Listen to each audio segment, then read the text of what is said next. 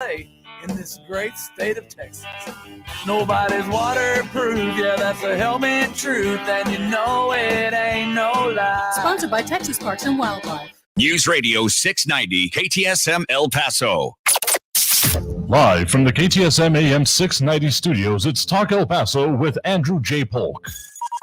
Be a part of the show by calling 915-544-KTSM, 915-544-5876, or comment online on our stream at facebook.com/Talk El Paso. It's 4 p.m. Mountain Time, and that means it's time to talk El Paso with Andrew J. Polk.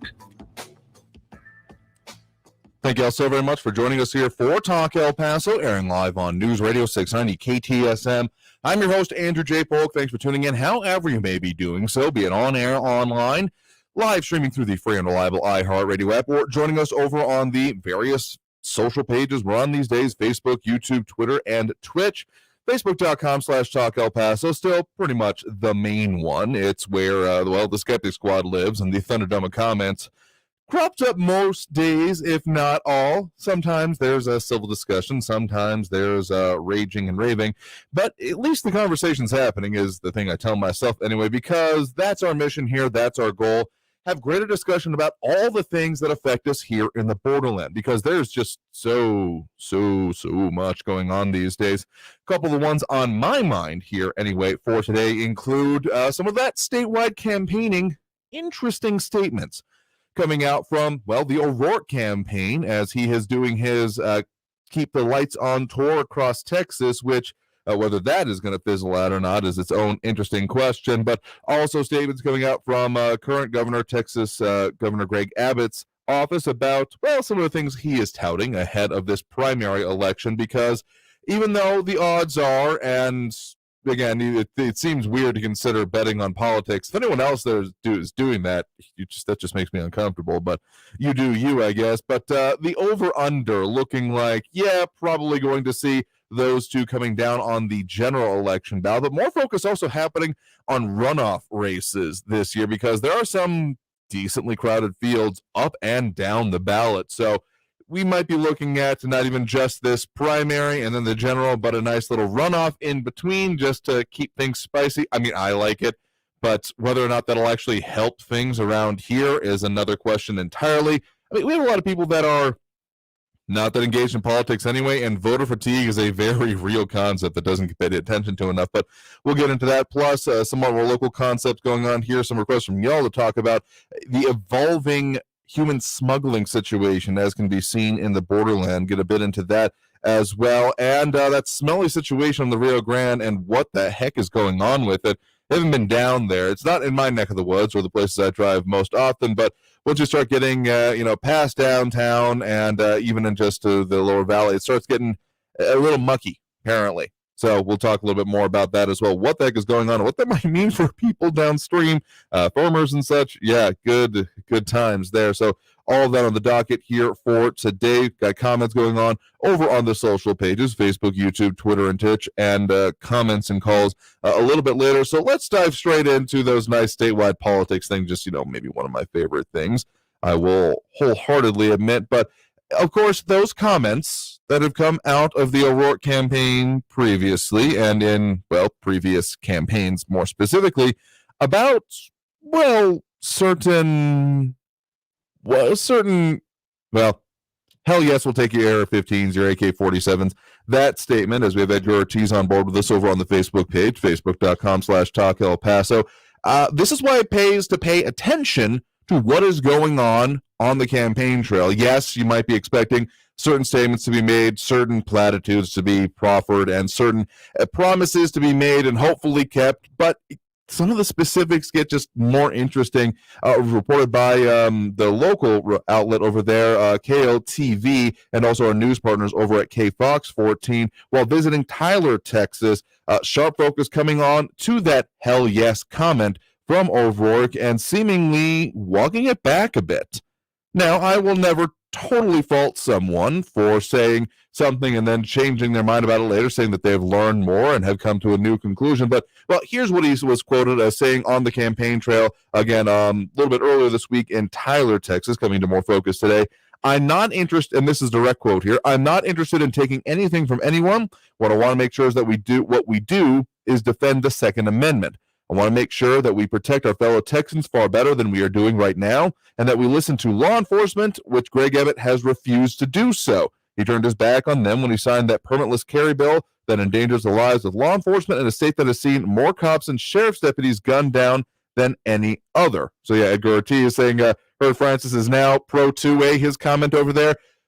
Again, evaluate for yourself here, because again, I am fully in favor of people recognizing wrongs and deciding they're going to do something different, but whether you buy it or not, that's your personal decision. Absolutely makes. John Braselton with another comment that smelly situation in the lower valley will grow some really great crops.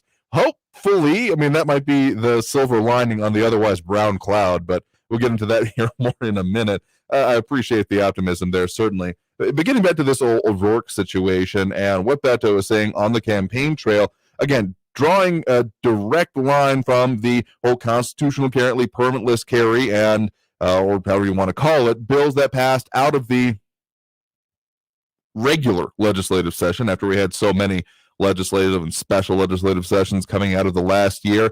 And sure, there was some pushback from law enforcement groups coming into it, saying that there were concerns about how it's going because, I mean, personally, I've got the concealed handgun license or just license to carry as it was then at that point.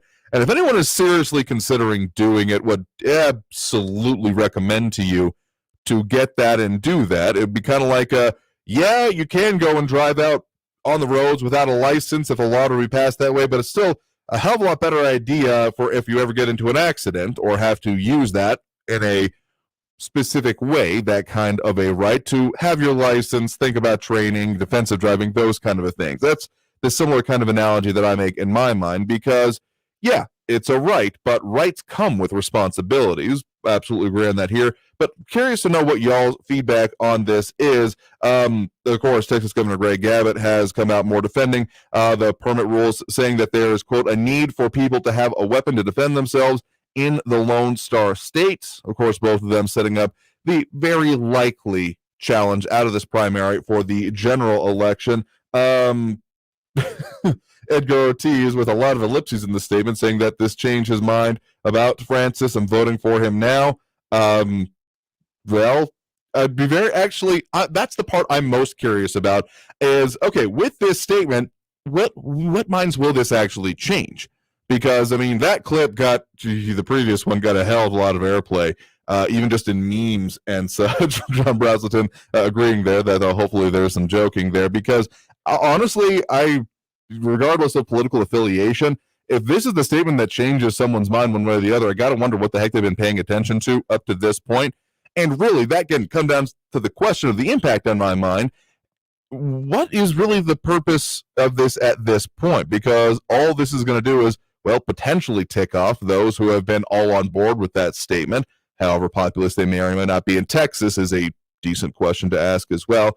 But also, anyone else who has been saying, well, this has been a wedge issue for me, is this going to solve it?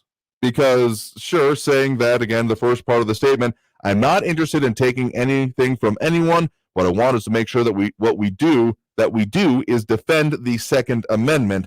Okay, Edgar Ortiz clarifying that he'll wait, still doesn't change his immigration stance. Never mind here. Okay, so that's kind of in the sense that you don't think you meant to, but the real question here is of if the people are paying attention to this in this kind of a statement, is this going to change any minds? If taken completely sincerely and at face value, is that going to work out for him? Yeah, more comments coming on here. Barbara Carrasco saying, wonder what his answer is on the border wall that he wants to tear down. I do think that last I heard, he had softened on that a bit and gone more into the discussion of, well, no, lack of or not wanting to militarize the border and keep trade and travel and enterprise and things going through here. Okay, and further clarification going on there. Skeptic Squad already full awake and participating in the show here today. Overdue, actually. Talked a bit longer than I intended to for that first break of the hour. So, coming back out of this, we'll get more into that. Some of the statements coming out of the Abbott office, both in relation to this and just setting up the general campaign. Plus, more on immigration, since we're talking about that. one of those other mega trafficking situations going on. We'll get into that. Stay tuned. More Talk El Paso after this break. Traffic all day. News Radio 690. All lanes are closed due to a serious crash on America's Avenue southbound at Socorro Road. The backup is to before Alameda Avenue. Avoid that area by taking North Loop Drive or Penndale as alternates. I-10 eastbound between McRae and Yarborough, that accident has cleared up, but the backup remains to before Airway. You can expect delays. Alternates include Alameda Avenue. Kerry Edwards, El Paso traffic. Win $1,000. No way. No way. No way. Oh, baby. Yes way. No way. It's a grand in your hand. Listen every hour from 7 a.m. till 7 p.m. weekdays for your chance to win. A grand in your hand is brought to you by Approved Autos. Drive out in your new ride in less than an hour. Choose from every make and model from their super clean, hand-picked inventory and get payments as low as $159 a month. Worried about your credit? Don't sweat it. If you got your license and you got a job, they smell a deal. The deals are sweeter at Approved Autos, 8498 Alameda. This report is sponsored by the new Our American Stories podcast. Check out the new Our American Stories podcast, the show where the American people are the star, telling inspiring stories of history, sports, business, faith, and love, and your stories too. Subscribe on the iHeartRadio app or wherever you get your podcasts. Now may be the perfect time to buy a home financed by Loan Depot. Loan Depot has over 300 loan products to help you make home ownership a reality. Interest rates are near historic lows. Rates will not stay low forever. So call 866-888-LOAN so one of our thousands of loan officers can help you find the right loan. Call 866-888-LOAN or visit loandepot.com. Loan Depot. Rates are subject to change. Equal housing opportunity lender. NMLS number 174457. Licensed in all 50 states. I'm Scotty Clark from Scott Heating, Cooling, and Plumbing. Department of Energy guidelines on attic insulation have changed significantly since many of our homes were built here in the El Paso area, and energy costs are rising at an alarming rate. Scott Heating, Cooling, and Plumbing can dramatically improve your home's energy efficiency by professionally installing 13 inches of high-performance fiberglass insulation to a typical 2,000 square foot attic for less than $42 a month. So what are you waiting for? Call Scott Heating, Cooling, and Plumbing today for a free estimate at 595-4529. Louis Gomer, what a wonderful guy. This is a man who's been a friend of mine from day one. I'm Louis Gomer. As a congressman, I worked with President Trump to build the wall. Thank you, Louis. He's the only one that might be even tougher than us on the board. As a judge, I applied the law equally. No political favors. Louis Gomert, the Texas conservative with Texas integrity. Ken Paxton's attacks on me are now revealing a real desperation. It doesn't bother me. As a judge, I've stared down even the most hardened of criminals. The fact is, Ken Paxton has been indicted for fraud and is being investigated for bribery. And the Democrats are licking their chops. The Texans shouldn't be punished for his actions. I'm Louis Gohmert, and as your next Attorney General, I'll restore the rule of law, and we will secure the border once and for all. Trust me, I'll be the woke mob's worst nightmare. Louis Gomert, Fort Texas. Political ad paid for by Louis Gomert Campaign. El Paso's News Radio 690 KTSM. Live from the KTSM AM 690 studios, it's Talk El Paso with Andrew J. Polk. To be a part of the show, follow on Facebook at facebook.com/Talk El Paso. Now here's your host, Andrew J. Polk. Thank you all so very much for joining us here for Talk El Paso, airing live on News Radio 690 KTSM. I'm your host, Andrew J. Polk. Thanks for joining us, however you may be doing so. A lot of ways to participate in the show. Of course, we have on-air signal, so if you're in your vehicle, please stay that way and stay safe in doing so. But if you want to comment online as well, if you're on our live streams, Facebook, YouTube, Twitter, and Twitch, you can certainly do so there. Happy to have you along with us. We've got a lot of comments coming in right now and a whole lot more we'll get to. Talking a bit about some of these statewide politics issues. That, again, intriguing statement coming out of the O'Rourke campaign. Robert Francis Beto O'Rourke himself campaigning in Tyler a little bit earlier this week. And one statement coming in to focus in specific here in answer to some of the questions coming in. Calvin Williams, you miss a minute, you miss a lot here. It's true. But honestly, question he asked here, well, he should be, if he's pro-guns, he wants to take all of ours. Maybe this was just one whole awful misunderstanding. It's not that he wants to deny you yours. He's just trying to build the biggest collection that anyone has ever had and couldn't figure out any way except to crowdsource it. Maybe we've just all been horrifically wrong about this, and he's really the biggest gun nut out there. Okay, I can't even say that with a straight face. Anyway, those statements coming out of here and the way it's affecting the campaign trail and what comes out of it, its own interesting little bit. Something else coming out from the Abbott office today. Not technically his campaign, but there's about nothing that's going to happen within the next year that isn't going to be 6 months to the election at the very least, but yeah, probably the year. That is not going to be able to be viewed through the lens of the purpose towards the election, let's be perfectly honest. Even that last border briefing down in, I got corrected on this, Weslaco, Texas. I said it's with a inflection that was incorrect previously, so hope you all are happy with that now.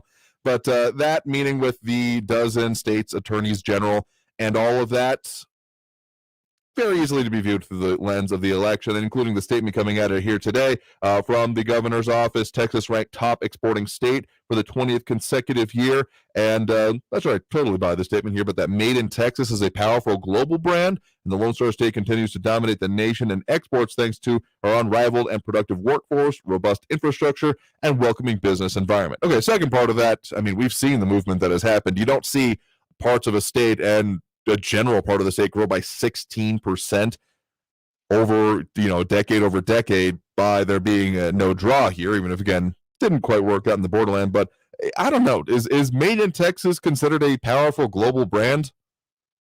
I don't know. I feel like it's probably the same lines of Made in the USA, but I guess I haven't considered shopping that way. Curious to know y'all's feedback. But so on the campaign trail, all of this is important and leading to it.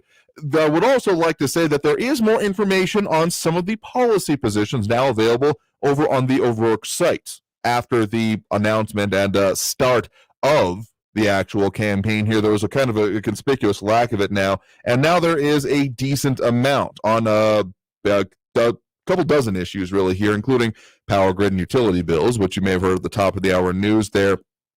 But also border and immigration, just quoting directly from the site here, Texas should be the leader in addressing immigration. No state has more to gain or lose. But then, of course, in relation to the campaign, that Abbott has created chaos and confusion at the border, including the sending of 10,000 Texas National Guard members here. And so specifically into a question that Barbara Carrasco asked about the military was not at the border when he made his previous statement about non-militarization of the border. I don't think, kind of conversely, he was referring to specifically the military being deployed to the border, but rather the concept being applied to it.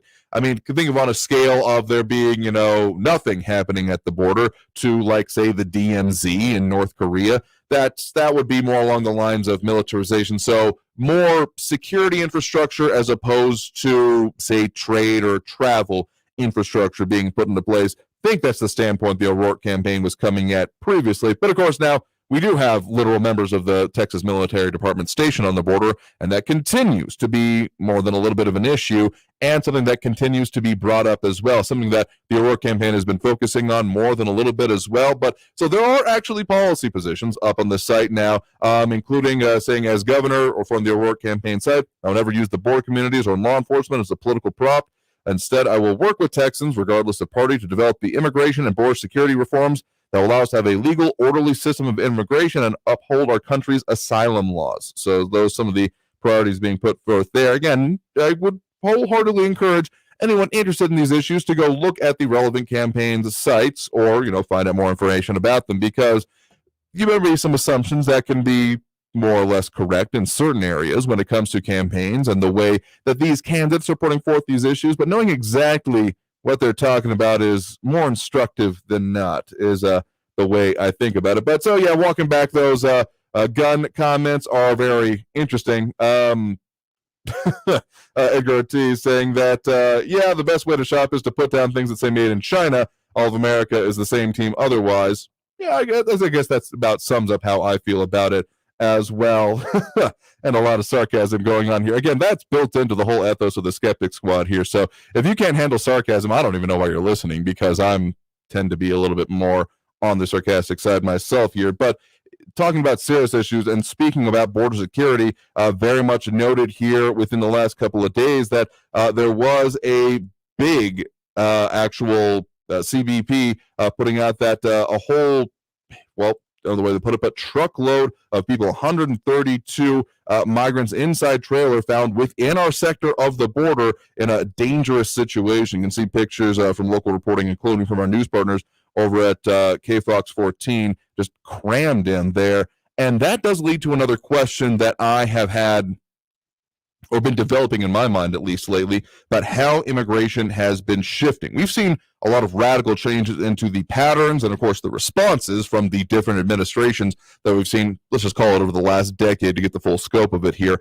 A lot of different tactics going on, but then the patterns that have shifted when it comes to individuals, the groups that have been coming through, the organizations that are profiting off of all of it. Again, would love to see a more international concerted effort to crack down on just these cartels, because correct me if I'm wrong, but the sense that I get is that this is regarded as a U.S.-Mexico problem, as opposed to a international trafficking, drug smuggling, money laundering, criminal enterprise problem, because it just doesn't seem like anyone else is really that concerned with it. Whether or not that has anything to do with the whole Monroe Doctrine and not wanting anyone else involved in it, you would think that just major criminal organizations growing transnationally would be more of a concern, but maybe that's just me.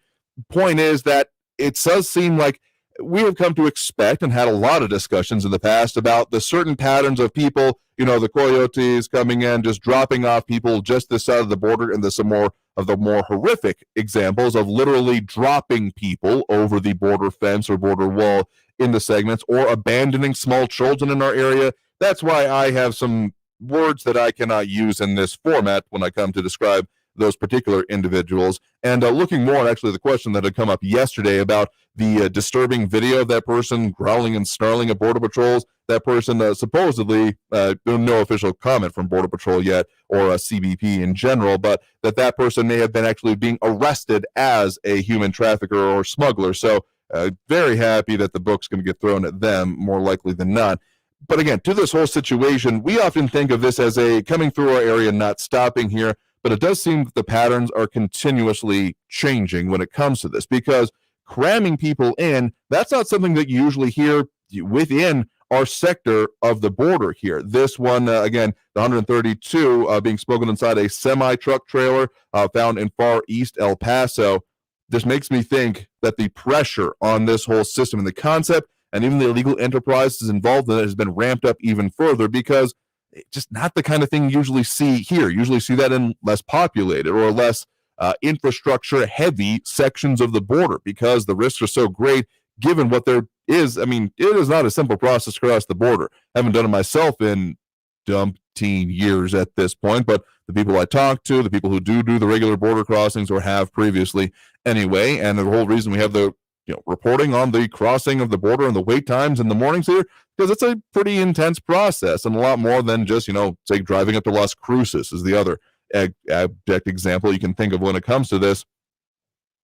Point being that all of this pressure on this system and the things we've talked about, the whole anti-migration, the maybe slightly permissive system that the government of Mexico is putting into place, is only going to result in more pressure on here. This is why it's one of the questions we have brought up and will gravitate towards in terms of the positions that have impacts on, immigration in our region. As we are dealing with these candidate interviews and such, we're going to keep bringing up, because how to consider this? I mean, we're talking about basically any federal office that is going to be on the ballot in our area, and more than a couple of statewide ones at this point, even if the whole Operation Lone Star doesn't seem to be having too much impact in this exact region. There are some others that have been put forth here, including, guess we got coming up here probably early next week, which is going to be Congressman Tony Gonzalez, who is running for re-election from the Texas 23rd Congressional District. He is putting forth a bill to increase funding for Operation Stone Garden, which is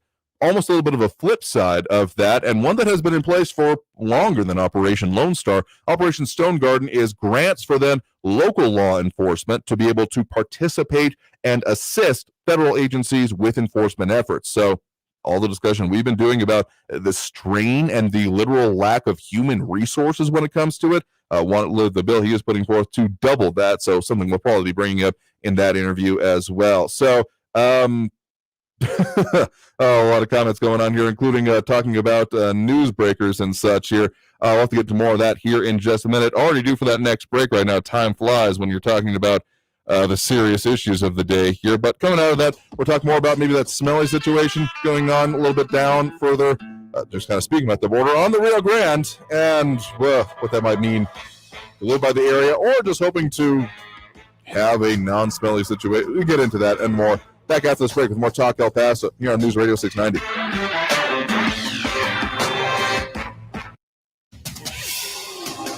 El Paso's News Radio 690 KTSM. With your CBS 4 News update, I'm Amanda Guillen. 3 Borderland schools are going back to remote learning, but not due to COVID-19. Gadsden ISD reports a water line repair was not finished on time, and it's now forcing students at 3 different schools in the district to stay home to conduct class.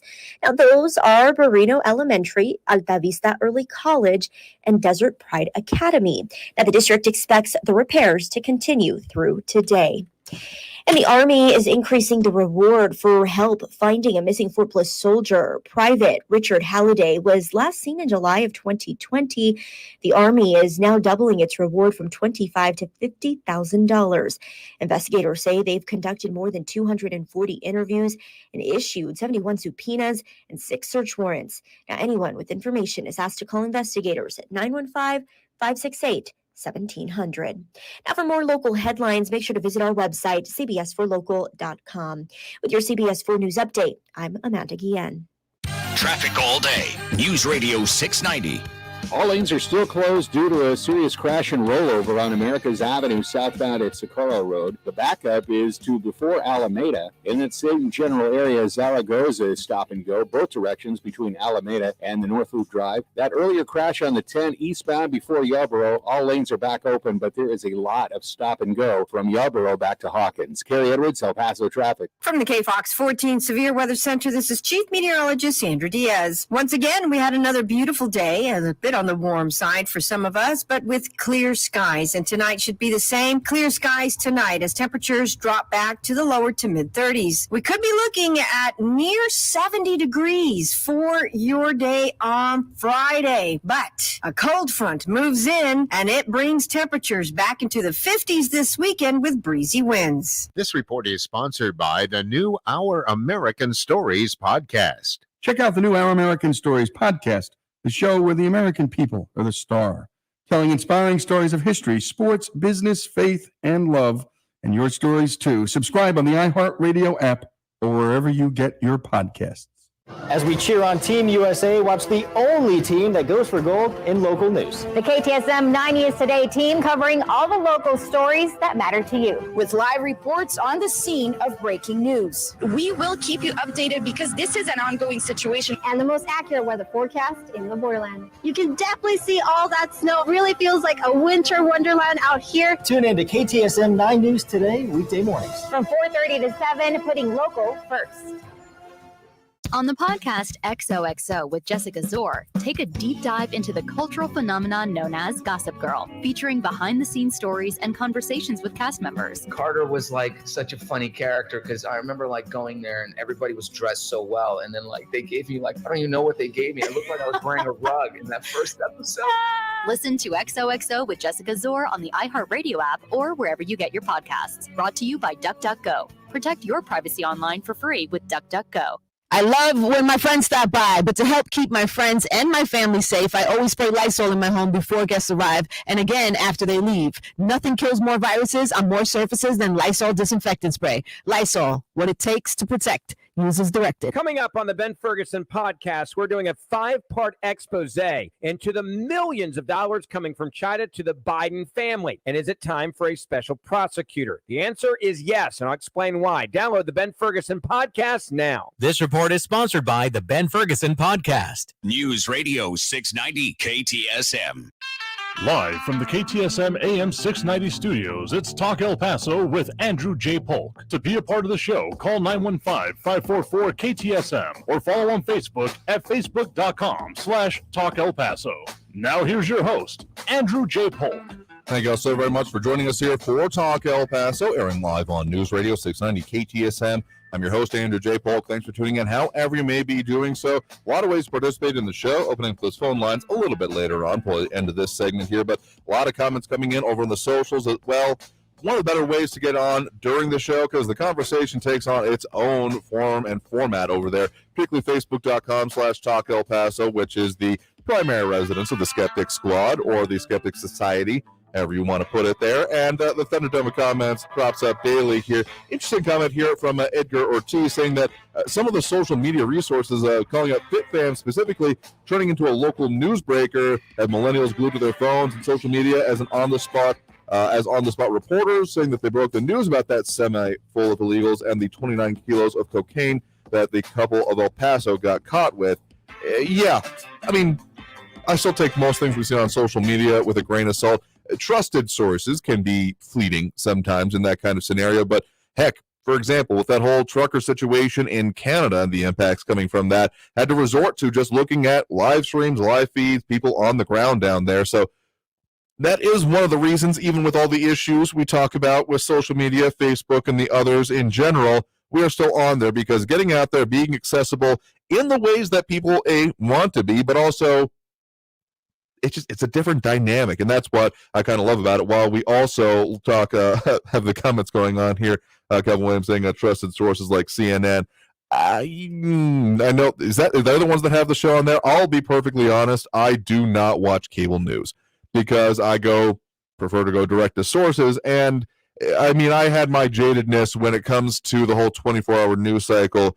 I feel like probably earlier than I should have been, given my age and experience. But I mean, you find what works for you, sure, but just also, do a little bit of looking for yourself. There's so much information out there these days and ways to find just about anything.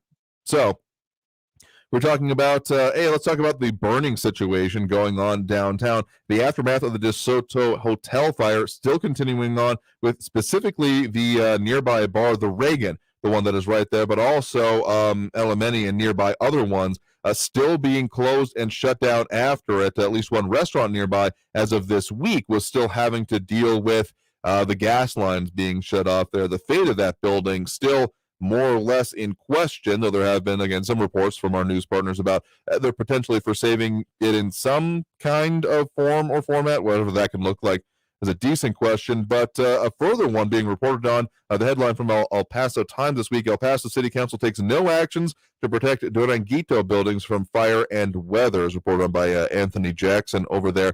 City Council, taking no action on the buildings within that fenced-off area currently, and this coming, of course, in the same time frame as we're talking about this fire, leaves the question about what might be the fate of some of these areas and buildings, particularly in this time of year.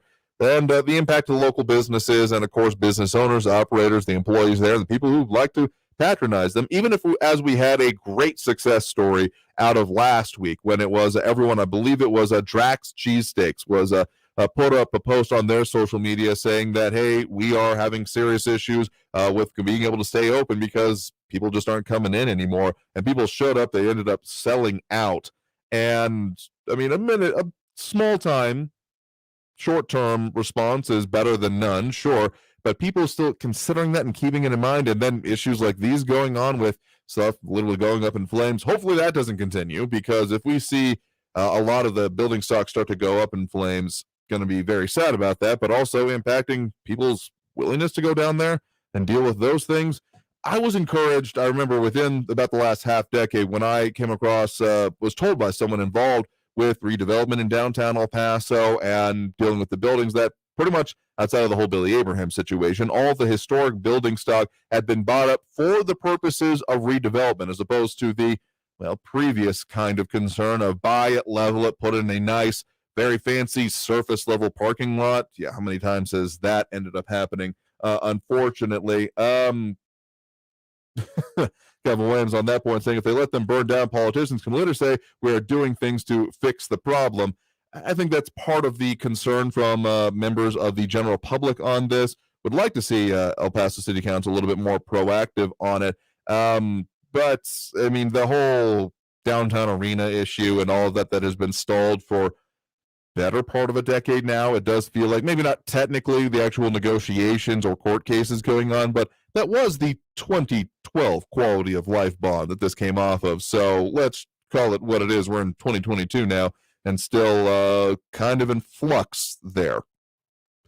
City Council is often a fun one to focus on a bit here, but one that is a little bit outside that scope, but affecting potentially more people, is going to be looking at what the heck is going on with that ongoing, still, sewage issue that was being dumped into the Rio Grande there, and the cleanup and remediation needing to happen onto that, as you may have heard in that news update, possibly going on into May at the earliest. So possibly June.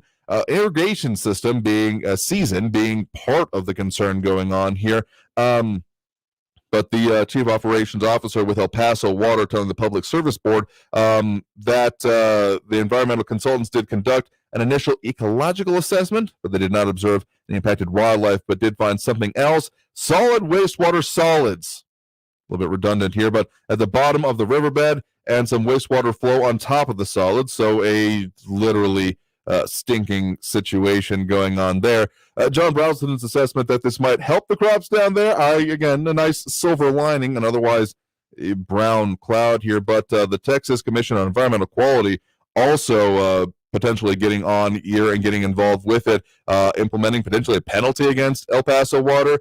And as justified or not as that may be, it will probably, unfortunately, end up with just some extra fees and fines and such coming for us here. And this, of course, comes at the same time that there is that rate case that has been percolating through when it comes to El Paso Electric, moving along more or less the expectations I had for it, of being a proposal was made, denials were made by the agencies, or cases being filed by the different, including El Paso City Council, governmental groups involved in it, and then it'll move towards a settlement, and we'll end up seeing about half of what the increase is. I want to say it was on the order, if I'm remembering correctly, about $30 a year increase or so, or maybe it was per month. Correct me if I'm wrong. So we'll see about half of that is my expectation, because that's on the balance what these things to come down to. So those are just some of the fun considerations we got going on right now. But again, a lot of topics looking at today, including what is going on with the elections and those statements coming out from the campaign trail. So due for that next break right now. Coming out of the break, we'll go ahead and open up those phone lines, have y'all chime in with your 2 cents on these and the other issues affecting us here on the Borderland. So that number to call, 915-544-5876, 544 KTSM. Back after this break with more Talk El Paso here on News Radio 690 KTSM.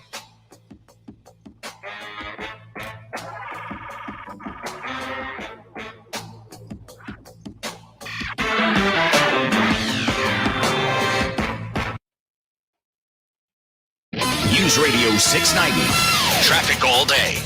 All lanes are still closed due to a serious crash and rollover on Americas Avenue southbound at Socorro Road. The backup is to before Alameda. In that same general area, Zaragoza is stop and go, both directions between Alameda and the North Loop Drive. That earlier crash on the 10 eastbound before Yarborough, all lanes are back open, but there is a lot of stop and go from Yarborough back to Hawkins. Kerry Edwards, El Paso Traffic. This report is sponsored by the new Our American Stories podcast. Check out the new Our American Stories podcast, the show where the American people are the star, telling inspiring stories of history, sports, business, faith, and love, and your stories too. Subscribe on the iHeartRadio app or wherever you get your podcasts.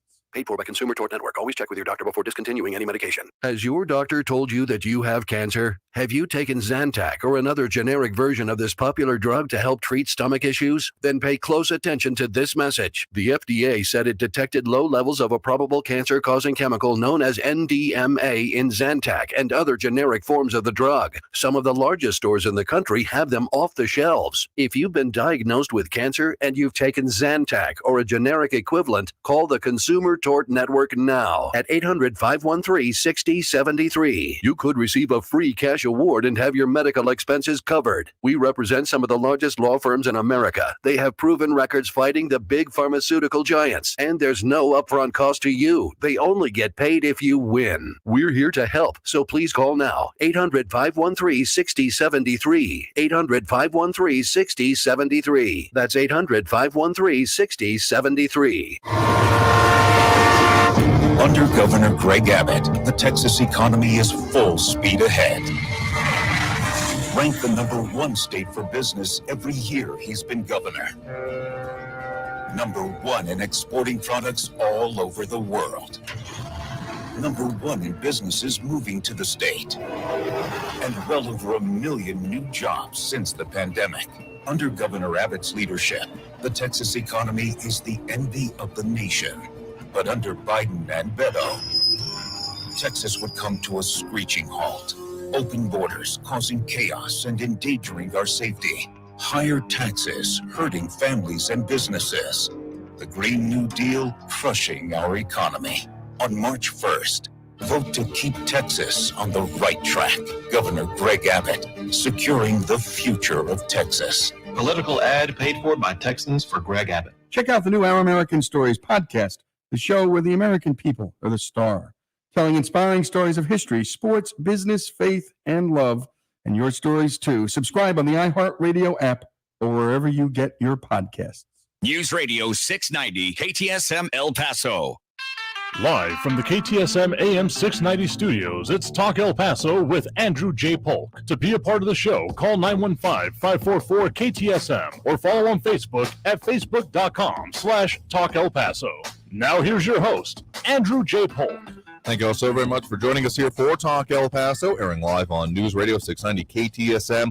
I'm your host, Andrew J. Polk. Thanks for tuning in, however you may be doing so. A lot of ways to participate in the show as well, including on-air, online, live streaming through the free and reliable iHeartRadio app to tune in. We've also got that phone line open now. If you want to chime in, that number to call 915-544-5876, 544-KTSM. There's some commentary going on the potential impacts from that solid wastewater solids situation going on as opposed to wastewater liquids, I guess. Maybe that was a typo that I shouldn't have read exactly. But, hey, I don't know. I'm not an expert in sewage. I just know that if it stinks, it's probably a bad thing, and that's the situation that has been going on. Unfortunately, Tom Brazelton with some of his 2 cents here, saying in Asian countries, human waste is used to grow garden crops for human consumption here. And Kevin Williams, wait for the outbreak of black hairy tongue. Difference between garden crops and then general cultivation is what I'll say there, because remember how many times over the past few years we've heard of recalls for certain usually leafy greens or other field produce? That usually is because something they got watered with that may have included waste that didn't actually get dealt with. So I'm not saying it's impossible to happen. I'm saying that most of the systems that we see here in this country not designed around, well, dealing with the consequences that come from using sewage. So as much as, yes, sand, silt, fertilizer is an important part of the crop growing process, I'm not sure that that's going to work out that well for us around here. Again, at the very least, TCEQ possibly going to be imposing fines on El Paso water here, which, as much as a trickle down is an unfortunate analogy for this circumstance, could probably happen when it comes to you and your bill here. But a lot we're focusing on here today, those elections that keep cropping up and keep coming forth here. Another date that is coming more into focus along with this, of course, we have early voting starting this Monday, February 14th, a nice Valentine's Day present to us all. I can't imagine a more romantic date than taking someone to the polls with you. If you actually do that, send me a picture and I'll put it up on air because you'll be my hero. But we've then got the general election, of course, Tuesday, March 1st. But there's another one, Texas Tribune, with their op-ed about it, or analysis piece today, that you also might want to circle May 24th, because that is the designated date for the runoff election, as there are some pretty crowded races out there. I mean, who is it? We haven't talked much about him, but Agriculture Commissioner Sid Miller facing a couple of challengers, Ken Paxton with a few on his heels. And just the governor's race, frankly, on both sides of the ballot is just packed. What is that? Abbott had like 8 challengers, and similar on the Democrat side, hoping to chase down Robert Francis Beto O'Rourke. So keeping in mind that there's a possibility, maybe not equal across, definitely not equal across all races. I will be surprised if Abbott doesn't beat a runoff. But I've been surprised in politics before because, well, elections don't care about your feelings. No matter how hard and fervently you may believe and hope something happens, if you haven't done the work to make it happen, you'll be lucky at best if it goes your way. So possible runoffs coming out here.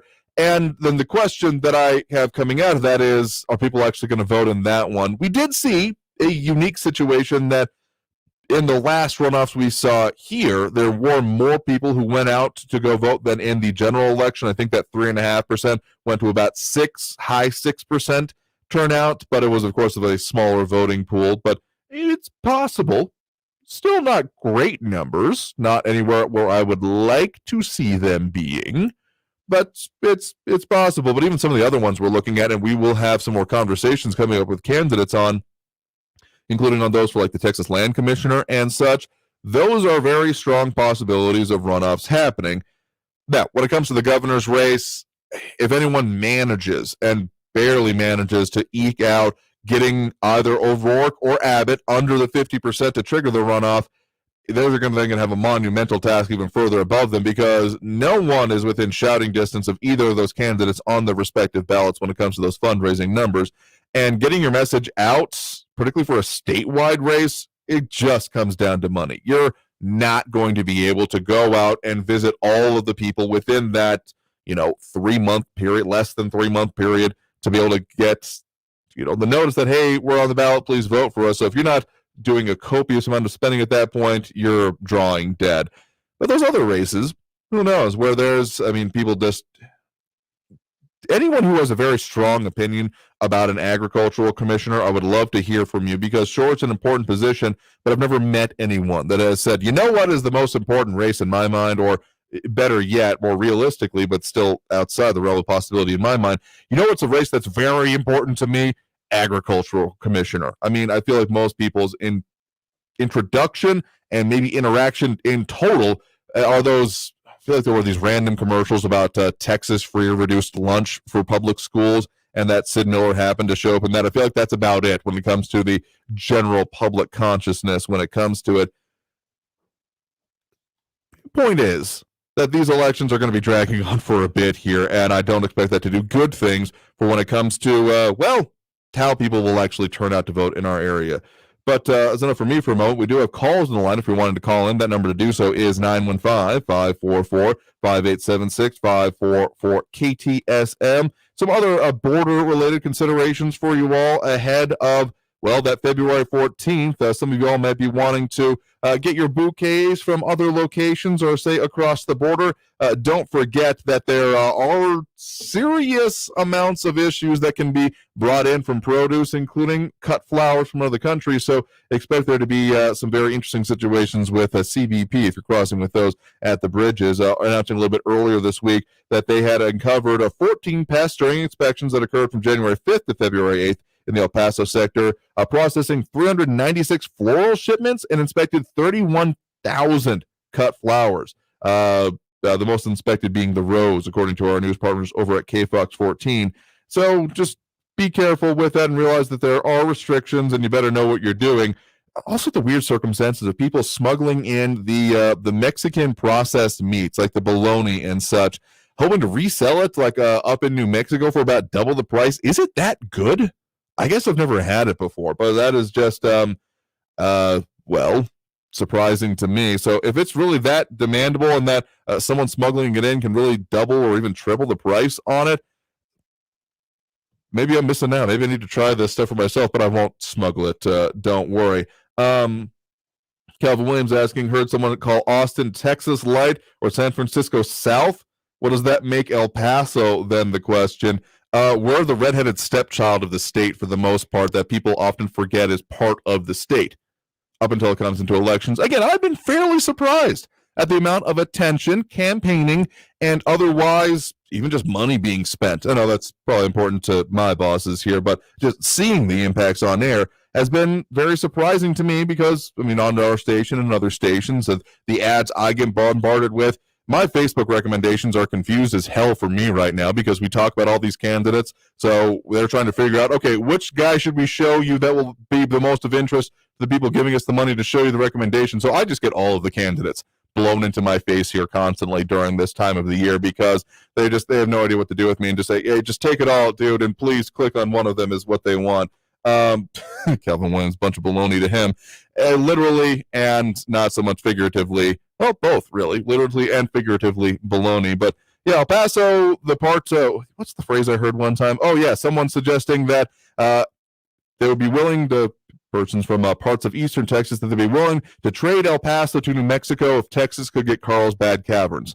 Which, Carlsbad Caverns is cool, but it did kind of hurt a little bit the way they put that to me. I'm not sure if they knew I was from El Paso at that point in time, but yeah, so redheaded stepchild. So I don't know what you would call us then.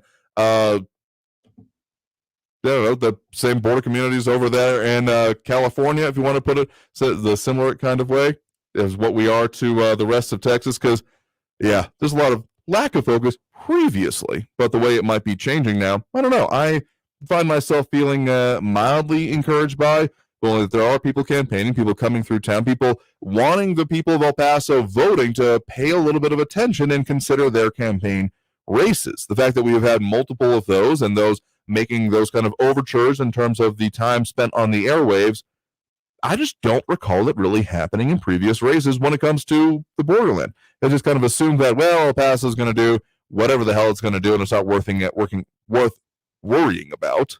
So if that's changing, heck, there'll be a little bit more focus in upcoming, actual legislative efforts, but I'm not exactly going to hold my breath on that either. In any case, we're due for that top of the hour break here right now. So if you are wanting to comment on these issues we're talking about and affecting us here in the Paso on the show, the number to do so, 915-544-5876, 544-KTSM. Back after this break with more Talk El Paso here on News Radio 690 KTSM.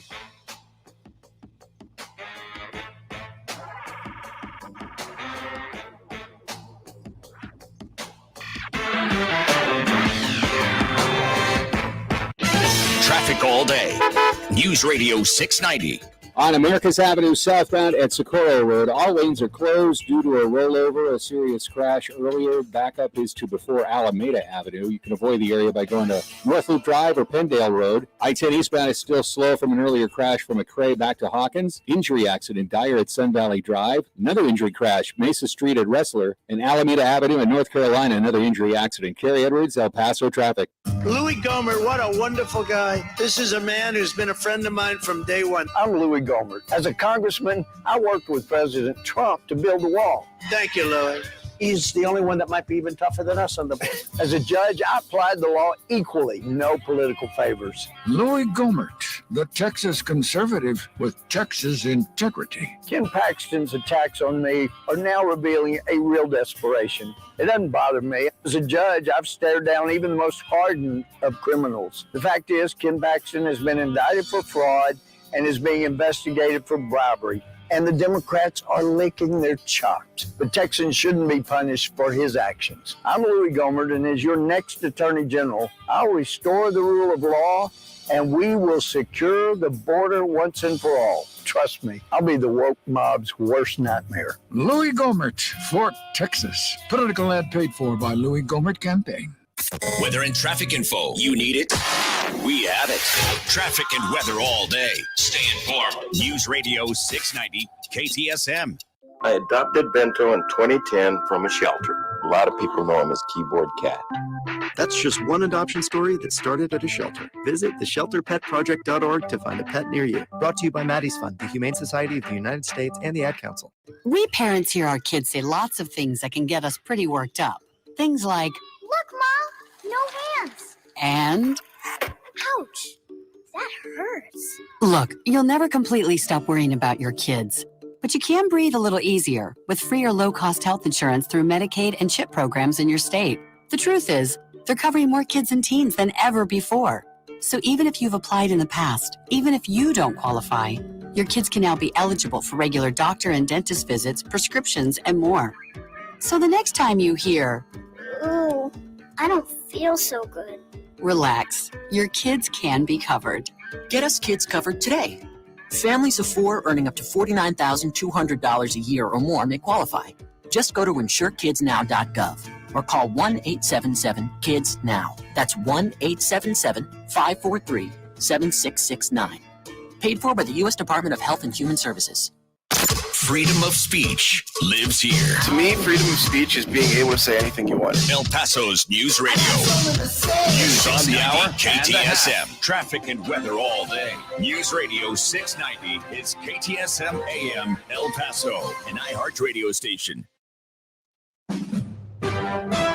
NBC News Radio, I'm Lisa Taylor. President Biden is warning any Americans to get out of Ukraine now as the threat of a Russian invasion looms. Speaking with NBC News' Lester Holt, Biden said, "We are dealing with one of the largest armies in the world," and noted things could go crazy quickly. Biden added there's not a scenario that would prompt him to send American troops to help evacuate Americans fleeing the country. He explained that's because if America and Russia start shooting at each other, that's a world war. President Biden wants to see lower prescription drug prices. Lowering the cost of prescription drugs is important, and giving families like yours just a little bit more breathing room makes a gigantic difference. Speaking earlier today in Central Virginia, Biden insisted Americans pay the highest prices for prescription drugs in the developed world and accused the pharmaceutical industry of generally charging more for drugs than it costs to produce them. Former New York Governor Andrew Cuomo is filing a professional misconduct complaint against New York Attorney General Letitia James. Today, Cuomo's attorney blasted the probe by James' office that led to his stepping down as governor. Rita Glavin said the probe ignored evidence of witness tampering and witness intimidation.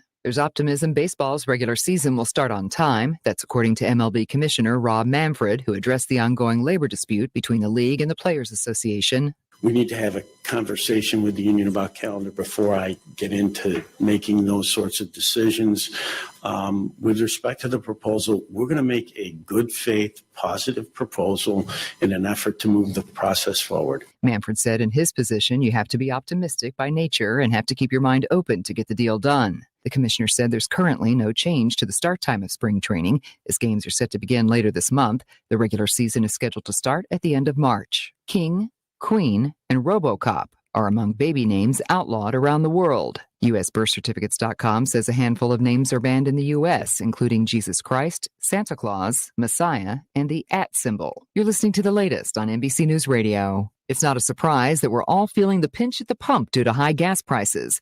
Liz Kennedy reports how one Georgia senator aims to get those prices down. On Wednesday, the Gas Prices Relief Act was introduced by U.S. Senator Raphael Warnock, a Senate Commerce and Transportation Committee member, and his Senate colleagues. The bill would lower high gas prices by temporarily suspending the 18 cents per gallon federal gas tax. The legislation comes as AAA reports the average price for a gallon of gas in Georgia is nearly $1 more than this time last year. The Florida House is going ahead with a plan for new condominium requirements after the deadly condo collapse in Surfside.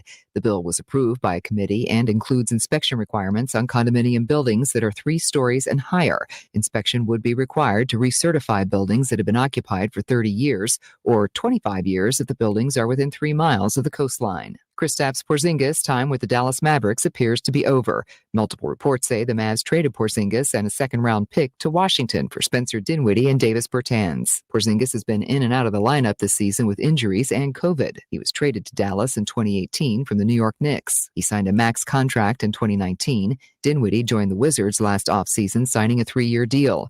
Bertans signed a 5-year deal with Washington in 2020. Look for a particular song from Elton John to possibly enter the charts during the Winter Olympics. Liz Warner with Why.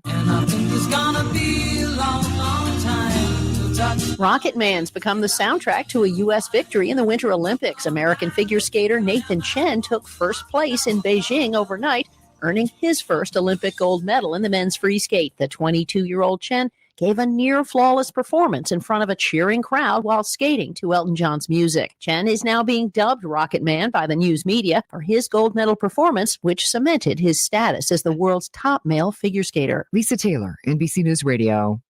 Now, your chance to win $1,000. Just enter this nationwide keyword on our website.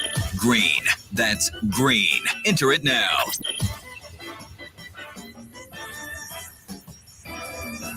This report is sponsored by Allstate. Don't drive much, don't pay much with pay-per-mile insurance from Allstate. Life is good when you're in the driver's seat. At Allstate, better protection costs a whole lot less. Visit allstate.com or call an agent for a quote today.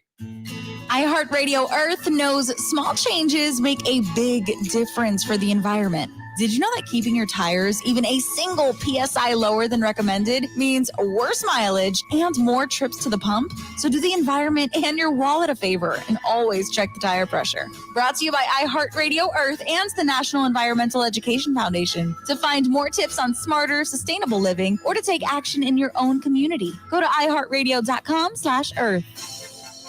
I'm John Gonzalez, the host of SI's new podcast, Sports Illustrated Weekly. Sports Illustrated has delivered some of the best storytelling in sports for 70 years. And now that continues on our show. Each week, we'll dive deep into the best stories from around the sports world. We'll ask the questions that we're all wondering and push for the answers we all want. Sports Illustrated Weekly is available every Wednesday on the iHeartRadio app or wherever you get your podcasts. Subscribe now. John, we can't keep putting this off. Okay, I'll clean the gutters. I'm talking about your dad. Well, what can we do? He wants to stay in his house. We can make his house safer. You know he's a proud guy. He's not going to take all our fussing lying down. That's the idea. For older people, falling and breaking a hip can be devastating. For easy ways to make home safer, visit orthoinfo.org/falls. A message from the American Academy of Orthopedic Surgeons and the Orthopedic Trauma Association. El Paso's News Radio 690 KTSM.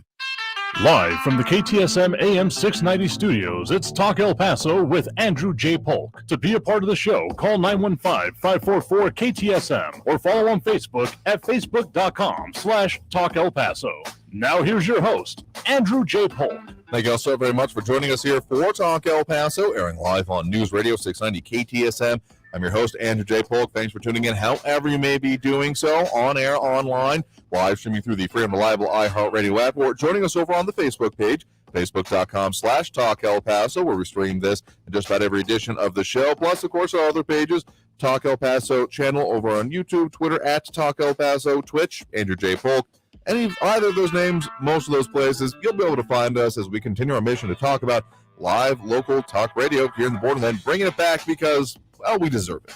I think we deserve it anyway. I keep doing it because I hope that we can have some movement maybe on these issues, ideally, but even just getting people more informed about what the heck is going on and how it affects us here in the Borderland is something we've been missing. I mean, social media is great, and I'll have more than a couple conversations about that lately, and we're on it for sure, so don't mark me as a hypocrite.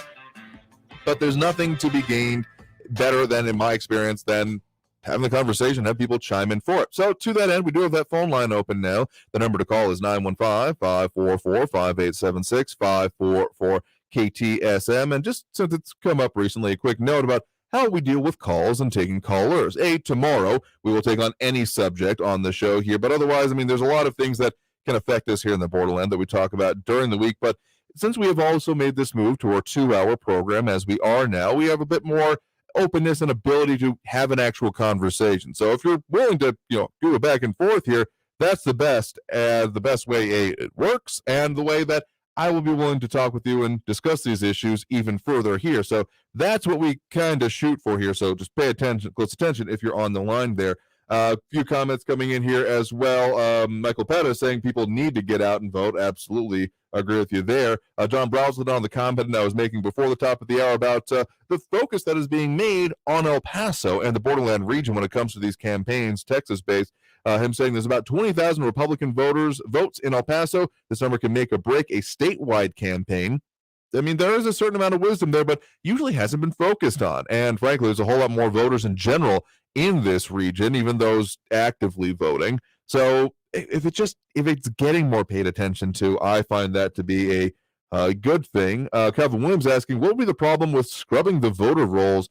That's a whole nother issue, frankly. In fact, that was something that was started 2019 was a recent effort for that led to the resignation of the Texas Secretary of State at that time, because it didn't end up working out that well. They were doing an automated process. I mean, trying to figure out the however many millions of voters there are in Texas. It's something you have to do automated, and the system they were using apparently flagged at least more than 100,000 of them as possible non-citizens, and it turned out, once actually investigated, a good chunk of them were citizens. So problems with the system that led to at least a few federal lawsuits involved with it, and again, the resignation of the Secretary of State at that time. And so there is apparently another effort that had skipped my notice, I will be perfectly honest, that is now back underway. Article from theguardian.com, alarm as Texas quietly restarts controversial voting program. It's their perspective being brought up there, obviously, but still, it's being considered to deal with the voter rolls, but it's not exactly simple, is the short answer. anyway. But into more of those calls on the line again. The number to do so, 915-544-5876, 544-KTSM. Do have Barbara on the west side here with us right now. Barbara, thanks for joining us. Thank you, Andrew, for taking my call. I don't know how many of your listeners or El Pasoans are aware that the Citizenship and Immigration Services changed their mission statement. They put that out today. Well, it turns out there is no mention of protecting our borders. There is no mention of lawful enforcement of immigration, honoring our values, or protecting Americans. But what it does do, it sends out a message, a welcoming message to the world, because now we're going to be embracing people from the world who simply want to reunify with their families, or they want a job, or you want a professional opportunity, or even humanitarian protection. Come to the United States. Our borders are open. I mean, this is all contrary to what their mission statement used to be. This is just another signal to the world. And on the other hand, I think you remember when Representative Salazar from Florida came to El Paso. Mm-hmm. She has a bill on the floor, and it's called, I think, a Dignity Act. Yes, the Dignity Act. And she actually deals with dreamers, and I agree with what she's doing with the dreamers. She deals with people who have been here 5 years or more, gives them 10 years, I think, to learn to speak English, be part of the fabric of the country. But after those 10 years, they don't automatically get residency. Then she tags on another 5 years of community service, and they get fined $10,000.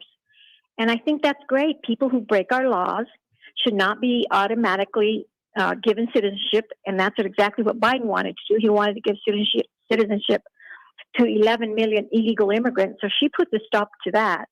And she also includes E-Verify. The private businesses are not required or mandated to use E-Verify when they hire employees, but the federal government is. So she is addressing the E-Verify. And she's also addressing more Border Patrol agents and securing our border. This bill is a good bill. And this isn't anything that any Democrat should not at least use it as a starting point. You know, the first rung on the ladder, let's get up there, let's get this done. And then we have our Congresswoman. And she says, what Ms. Salazar is doing is giving red meat to her base. I just think that's a horrible thing to say about a representative who's trying to get bipartisanship on a bill.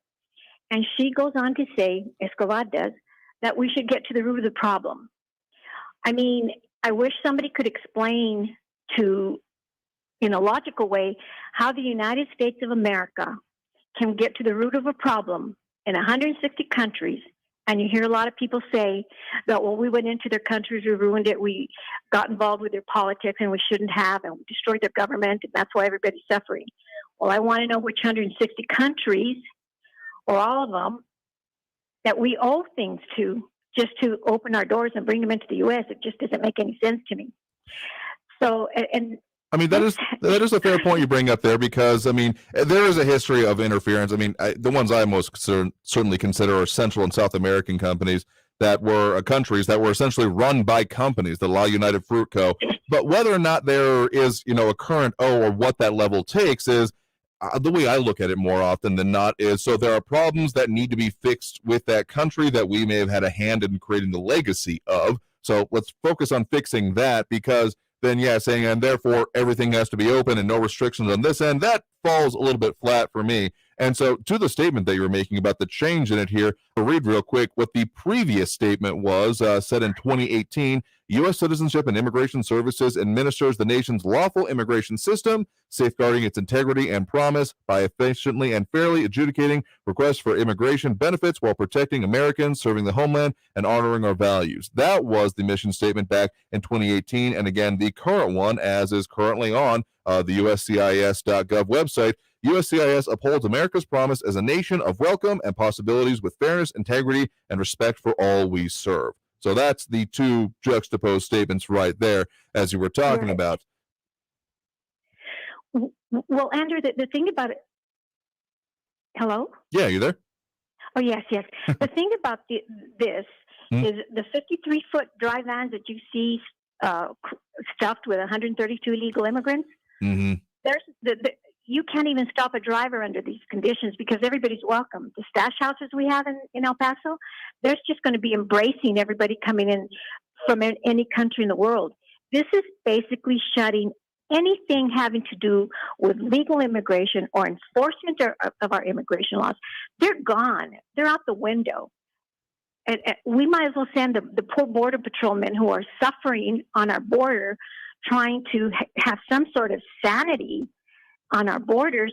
Why are they going to be there if this is the type of mission statement, this is the type of message they're sending, and these poor border patrolmen are obligated to follow the rules, and these are the crazy rules? Or are we going to do something?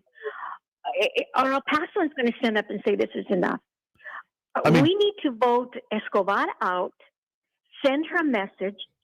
She doesn't respect us, our values. She doesn't respect the oath that she took. She doesn't respect our community. She doesn't respect people coming from other countries that are dying, children that are dying and being buried in trenches. She doesn't respect the fact that young children are being raped. They're lost in the system. She doesn't respect other children that are used as slaves. She has no respect for humanity, and she calls us inhumane. She has an opportunity to stand up for what's right, for what's human, for what treats people fairly, and she doesn't do it. But we're the inhumane ones because we want to protect these children. We want to protect our borders. We want to protect our families. We don't want to feel fearful. We can't go walk on the irrigation canals without being afraid that when there isn't any water in there, is somebody at the bottom? I mean, these are genuine fears we have. And she totally disregards anything that El Pasoans and other people in other states are going through. And that's a sad situation. We need to vote her out. We need to put someone who's strong, who respects us, our community, our state, our values. Everybody go out and tell them, vote Armendariz. She will get the job done, and she'll do it right. Even though we're maybe one person amongst 425 other reps, if you have somebody in there with a right voice, with the right attitude and the right heart, things will move. I mean, again, you're not going to hear me saying, yeah, don't go out and vote. Just as a reminder, we are going to be looking at, on this primary ballot, Irene Armendariz-Jackson, as you just mentioned, is going to be on the GOP ballot. No challenger there. So we're not going to be focusing on that race in our coverage leading up to this primary election. We'll be talking with her immediately after, though, a few of those candidates that are going to be setting up things for then the general election. Don't worry, we're not forgetting about them either, including the question that had come in about the independent candidate who has announced their run for the county judge seat, Guadalupe Giner. Going to be talking with them as well, and the other candidates. So stay tuned for that as well. So important points here. The one thing I will say on that issue of the mission statement is that USCIS is not the parent agency of Border Patrol or CBP or Homeland Security in general. So get your points when it comes to the message being sent, but fortunately, in my mind, to those concerns, not going to be, at least in any real way, I don't think, going to be affecting the actual mission being performed by the law enforcement agencies involved in this. So thank you for those points in that call. We got to end up taking that next break right now, a bit overdue. So coming out of the break, we will get to more of these calls in the line here. So if you're wanting to call in, that number to do so, 915-544-5876, 544-KTSM. Back after this break with more Talk El Paso here on News Radio 690 KTSM.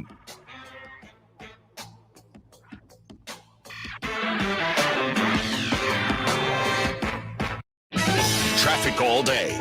News Radio 690.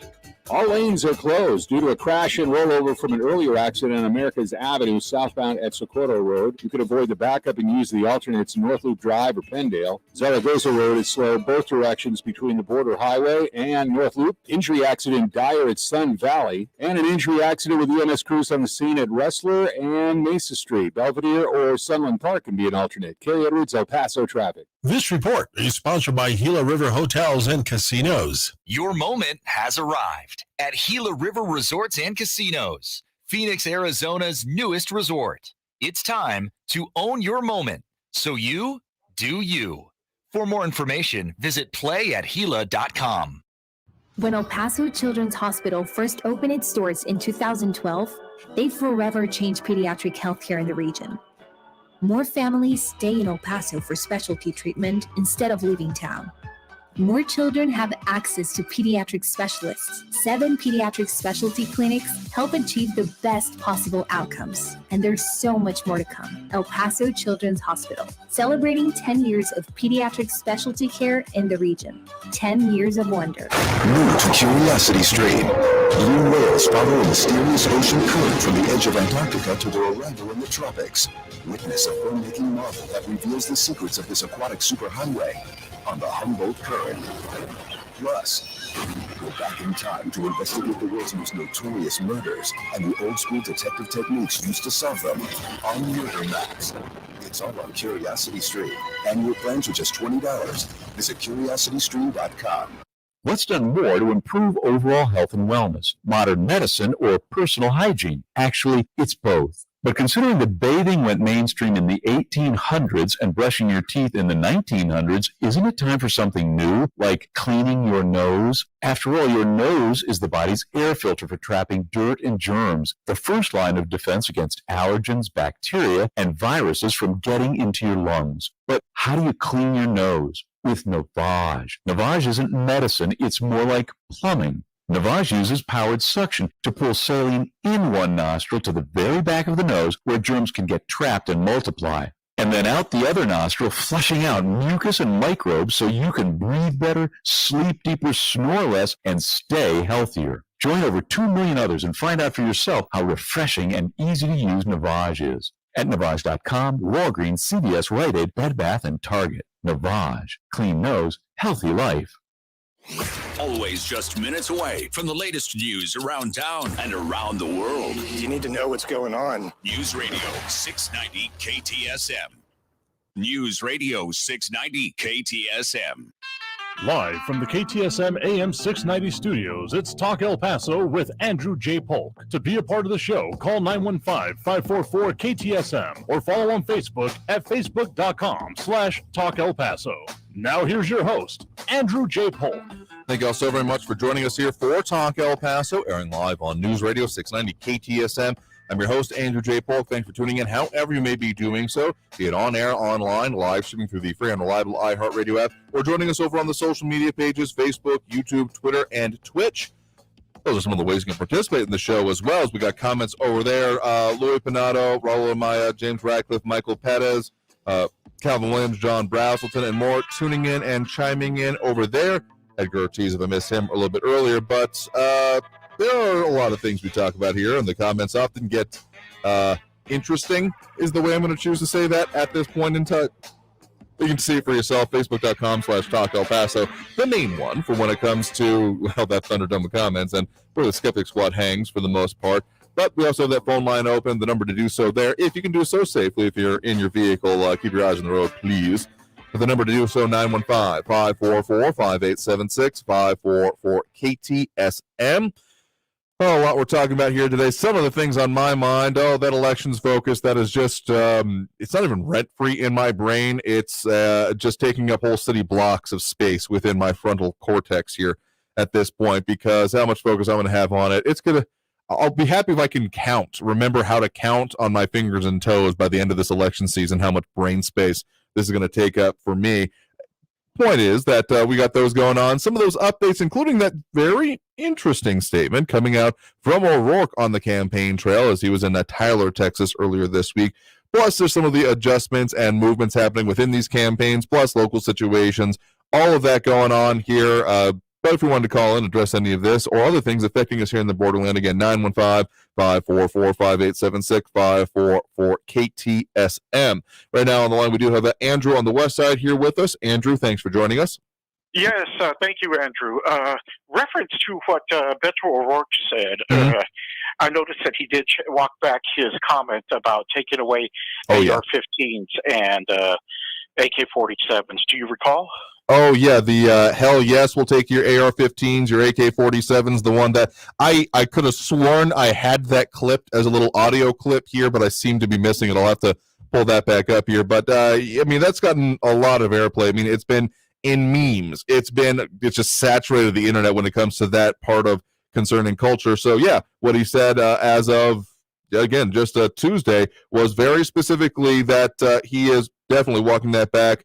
That he is in favor of the Second Amendment. I'm not interested in taking anything away from anyone. What I want to make sure is we do is defend the Second Amendment, and then casting some dispersions on the open carry or constitutional carry, permitless carry, depending on how you want to put it, laws that were passed in this most recent set of legislative sessions. Yes. Okay, well, he has no intention of protecting the Second Amendment. To people like Beto and his ilk, the Second Amendment is an obstacle. And as to him walking back that statement, well, you can't unring the bell. Rest assured, his intention is to take away everyone's guns.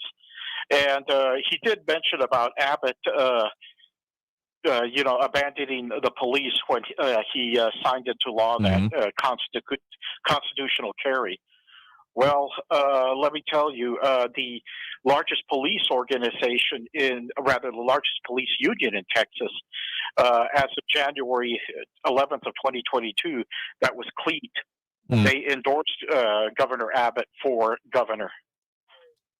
Yep, that is too. So CLEAT in Texas. What does that organization stand for? The Combined Law Enforcement Associations of Texas had some chance to speak with them in previous years in terms of a lot of cases going on in our area and such kind of things. Did announce that endorsement for him. So they may have been, I mean, I do recall there were some statements going about concerns about the way the law would be implemented, specific buildings or areas it could be used. So devil's always in the details, but I was never going to have any doubt that was probably going to be the result here of CLEAT and law enforcement in general going down when it comes to the organizations, I should say, specifically coming down in favor of Abbott, given the differences of statements that have been made previously when it comes to such things as the whole defunding the police issue, and specifically what Abbott strongly put through in this most recent legislative session series, I guess I should say, of basically making it difficult for that to actually be accomplished.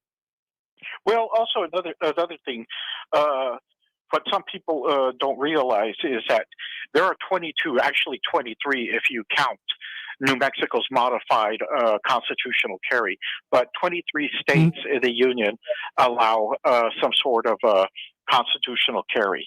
One of my questions to Beto would be is, how would he help secure people from crime along the border? I think that would be a very good question to ask here. And yeah, that was one of the things that always had surprised me. Once I became aware of the concept of constitutional carry back in the day, the fact that other states had it, but Texas didn't, and New Mexico does. I mean, I remember some conversations with Frankie, amongst others, about this law being passed and the fact that New Mexico already has it. Essentially, it's an open carry, concealed carry still requires a permit. I am not a lawyer. Do not take this as legal advice, etc., etc. But the fact that Texas wasn't there was a little bit baffling. I'll agree with you. Okay, great. But one other point I wanted to make, Sure. since you did mention license to carry, Texas still does have a license to carry. Okay, now here's my disclaimer: I'm not a lawyer, so don't take this as legal advice either. But there's a provision under the Gun Control Act, which is Section 18 USC 922 Q3A. And that was inserted by Biden, then Senator, introduced by Biden back in October of 1990. And I would tell folks, even if you have a license to carry, the weapon has to be unloaded and in a locked compartment or a rack that is part of a vehicle. That is, if you're going through a school zone or 1,000 feet from a school, it's called the gun-free zone. And I've had to make modifications to my vehicle, just to protect myself. So, like I said, I'm not a lawyer, and this is not legal advice. But even if you have a license to carry, in the school zone, you're not. It has to be locked and unloaded. Figure that. No, fair point there. I mean, there are a lot of specifics once you start getting into very specific provisions of U.S. code. Yeah, it can get a little bit weird at best. Well, thank you for that specification and the point in the call there. I do appreciate it. Yeah, so people out there, just because you have a constitutional carry, you can't go through a school zone unless you meet certain requirements. Well, if you don't have a license, don't even carry it through the 1,000 foot free zone. I think that is an important point to make. And again, there are other provisions that also as well come with that law in terms of what it actually requires you to do, where you can't take it. It's not a carte blanche for everywhere. There are some specific provisions. So it behooves you, if you are planning to be a person who is being a responsibly armed citizen, to know the law, to know what the specifics are, because otherwise you're just setting yourself up for a world of hurt. Even within the licensure that comes with it, there are some individuals out there that will even create themselves a badge looking thing saying that license to carry. The mentality that comes along with it, if anything, the most reasonable philosophies that I've heard about when it comes to this is that having a license to carry or the gun in general does not give you any extra rights. If anything, it imposes upon you great extra responsibilities, because you have even more scrutiny on you in your actions when it comes to that. And if you think it's a license to be Rambo, you are very, very sadly mistaken. And that is something I feel confident commenting on because of the cases that have involved in that I have reviewed. You're going to have a bad day, just plain and simple here. We'll get a lot more into that here. But we'll squeeze in one more quick call on the line here. Again, the number to call, 915-544-5876, 544 KTSM. We have Ben on the east side here with us. Ben, thanks for joining us. Barbara, I've said it before, please run for Congress. You've gotten, I know this is just the start, but I'll start with $1,000 for your campaign. Probably give you a lot more as time goes on. You need to run for Congress. You would be an excellent voice for El Paso, and especially the conservatives in El Paso. Please take that in consideration. Go on the write-in ballot or something. You're a lot better than Irene will be. Please. All right. Thank you. We'll pass that along to her. I'm sure she's listening out there. So thanks for the point in the call there. I'll tell you what, we'll get to more coming out of this break and maybe talk more about this. We will get to more calls and comments on the line here. A lot going on. Again, the number to call if you wanted to do so, 915-544-5876, 544-KTSM. Back after this break with Talk El Paso here on News Radio 690 KTSM.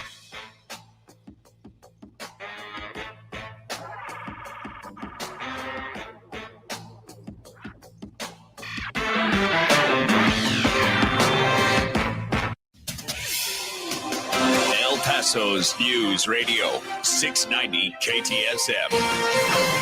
Hello, everyone. This is Robert Olguin with your KFOX 14 News Update. An El Paso woman has been arrested on charges of animal neglect. 45-year-old Nicole Ann Jordan was arrested by El Paso police nearly a month after an investigation got underway. Jordan allegedly left her 15-year-old dog outside in cold weather in December of last year. The dog was yelping in pain, unable to move, and had a tumor with maggots in its ear. El Paso artist Alberto Tino Ortega has shared his vision for a new memorial to honor the victims of August 3rd. Ortega says he'd like to create a piece that resembles a crown at Ponder Park for all the victims to be honored together. The city will host a public meeting on February 16th at the Marty Robbins Rec Center on Vista del Sol to get a public input session going about that project. Ortega will be given $170,000 to complete the memorial. This has been your KFOX 14 News Update. I'm Robert Olguin. Traffic all day. News Radio 690. All lanes on America's Avenue southbound at Socorro Road are closed due to a rollover and crash earlier. You can avoid the backup and use North Loop or Penndale to get around it. Got a new accident between Paisano and the border highway at Delta Drive and Coles, the police are responding to, and a crash at McRae and Montana Avenue. Edgemere can be your alternate there. Carrie Edwards, El Paso traffic. From the KFOX 14 Severe Weather Center, this is Chief Meteorologist Sandra Diaz. Once again, we had another beautiful day, a bit on the warm side for for some of us, but with clear skies. And tonight should be the same. Clear skies tonight as temperatures drop back to the lower to mid 30s. We could be looking at near 70 degrees for your day on Friday. But a cold front moves in and it brings temperatures back into the 50s this weekend with breezy winds. This report is sponsored by the Ben Ferguson Podcast. Coming up on the Ben Ferguson Podcast, we're doing a 5-part expose into the millions of dollars coming from China to the Biden family. And is it time for a special prosecutor? The answer is yes, and I'll explain why. Download the Ben Ferguson Podcast now. Hey guys, it's Edge Martinez. My family's gathering in the kitchen. It's our favorite place to catch up. Keep germs out. I use Lysol on countertops, tables, and the fridge handle. Nothing kills more viruses on more surfaces than Lysol disinfectant spray. Lysol, what it takes to protect. Use as directed. Under Governor Greg Abbott, the Texas economy is full speed ahead.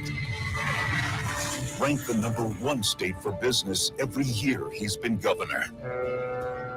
#1 in exporting products all over the world.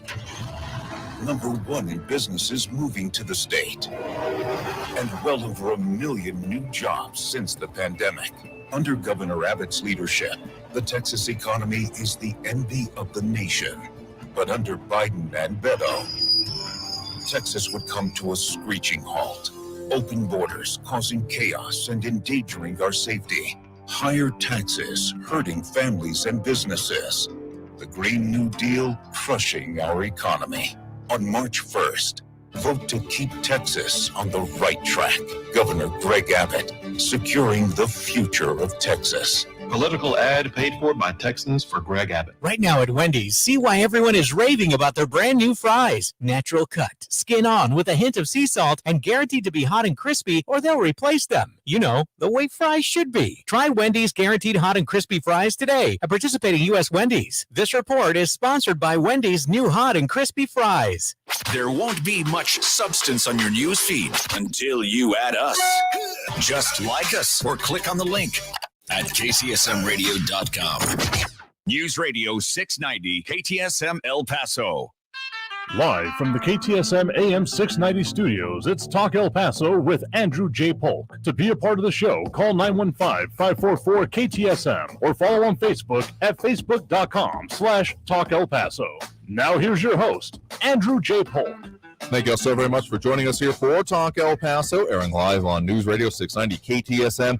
I'm your host, Andrew J. Polk. Thanks for tuning in, however you may be doing so, and a lot of ways to interact with the show. Of course, we've got the Facebook, YouTube, Twitter, and Twitch, those channels on which you can tune in and see it. We got full video going on over here, so if you're tuned in that way, you're more than welcome to. But also comments that come along with that, as we have James Ratcliffe, Fred Marquez, Louis Pinato, and more, Raul Amaya, more tuning in, chiming in over there. Kevin Williams a little bit earlier. So if you're wanting to, it takes its own tenor and conversation of its own life on that location.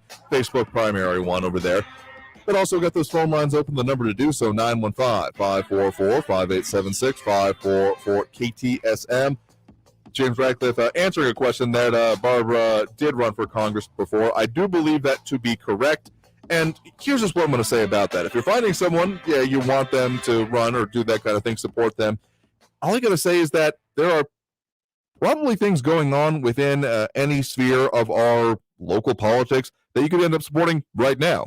I don't think Barbara, having some previous conversations after this has come up previously, is going to be pursuing that at that moment, totally at their discretion. Don't mean to put words in her mouth, but don't let that stop you from then saying, okay, let's see what I can do with the current situation.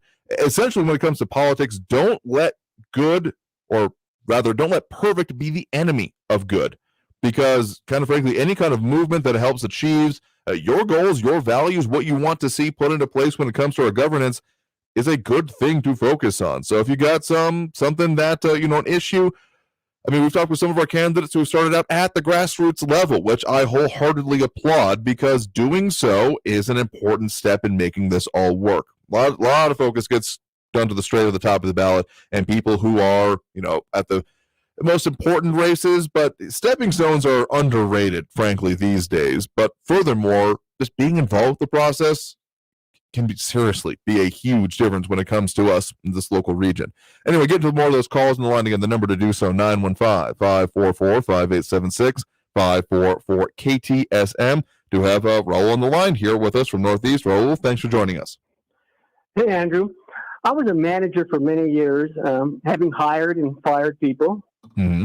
And as a former manager, I would never vote for anyone who voted for Donald Trump, because those people have demonstrated an inability to distinguish good from bad character, an inability to detect BS and con men when you hear one and see one. And certainly, I would never hire anyone accused by many women of sexual assault. Okay, just to clarify here, you were saying that you would literally take in someone's political affiliation and avowed roles for office when it comes to employment decisions. Am I hearing this correctly? No, not in employment decisions, but certainly their character. Okay. Certainly their character. And we would also look at if they, in the financial services industry, you can't be in that business if you've settled lawsuits, if you've been sued repeatedly, if you had a charity shut down, and certainly if you had accusations of sexual assault. I mean, a person like that could not keep a job in any organization. They'd have to be born rich and working for daddy or something like that, you know? Okay, so going further back to what you were saying there about considerations for how people voted, I gotta say that's incredibly problematic kind of lines of reasoning here, because I am more than positive that there are certain people on the other side of that coin that would say, well, I would never hire someone who had voted for a Democrat because of I'm sure you could find your own list of reasons why they might find that to be failings of judgment and reasoning. So I just got to say, this whole line of reasoning, more than a little bit at issue. Can you agree with me that there are some issues with considering this as a course of action? Again, I didn't say about their political beliefs. You don't ask people about their political beliefs when you hire them. But you do ask them questions about if they have a criminal record. You do a background check. You have to have an FBI background check in the securities business. You know, so, no, not their political beliefs, but in reality, in the real world, you know, most people work for small businesses, okay? And most small business, I would say most, but lots of small businessmen hire family and friends.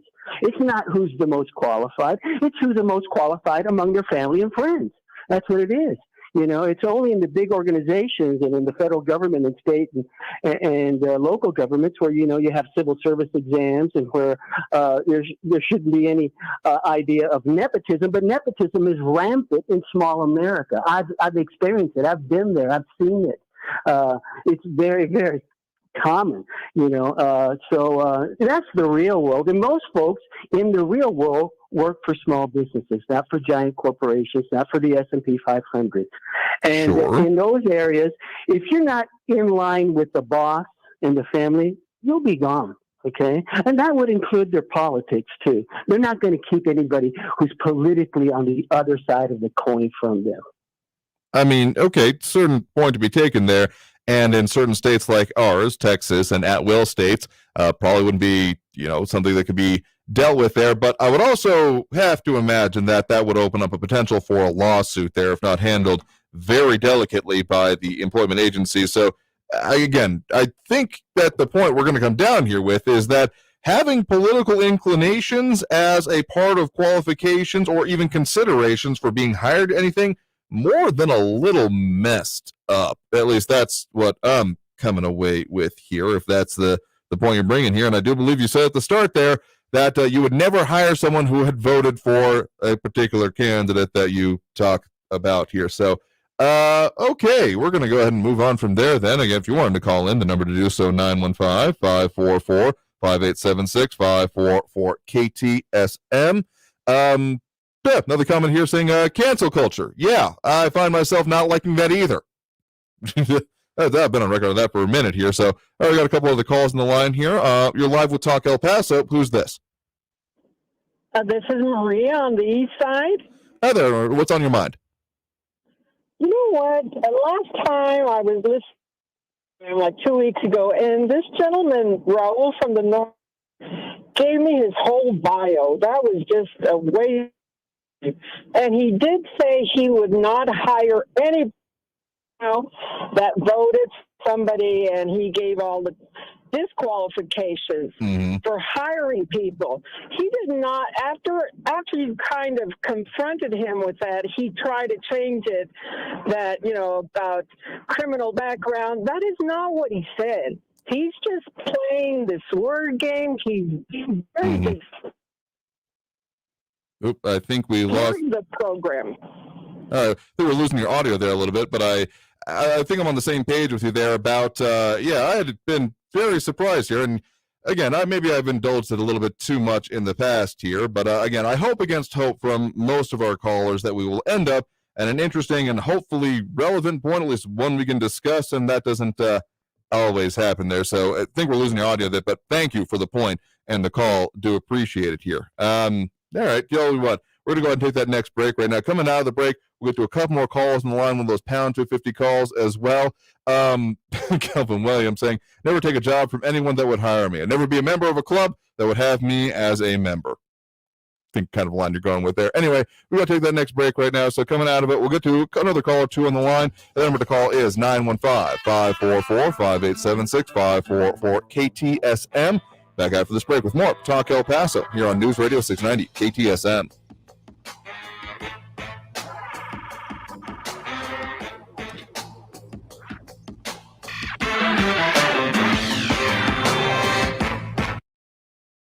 News Radio 690. Traffic all day. All lanes on America's Avenue southbound at Socorro Road are closed due to a rollover and crash earlier. You can avoid the backup and use North Loop or Penndale to get around it. Got a new accident between Paisano and the border highway at Delta Drive and Coles, the police are responding to, and a crash at McRae and Montana Avenue. Edgemere can be your alternate there. Carrie Edwards, El Paso Traffic. This report is sponsored by the Ben Ferguson Podcast. Coming up on the Ben Ferguson Podcast, we're doing a 5-part expose into the millions of dollars coming from China to the Biden family. And is it time for a special prosecutor? The answer is yes, and I'll explain why. Download the Ben Ferguson Podcast now. Great in-home care starts with a great match. Comfort Care can help you find the right fit for a parent or loved one. From companionship to personal care, Comfort Care offers different levels of assistance. Our franchisees thoughtfully match clients and caregivers for the best fit possible. A great match gives families peace of mind knowing their loved one is getting professional care and a friendly smile. Find your caregiver match at comfortcare.com. Each office is independently owned and operated. Have you wanted to speak a new language but thought it'd be too difficult or take too much time? Then try Babbel.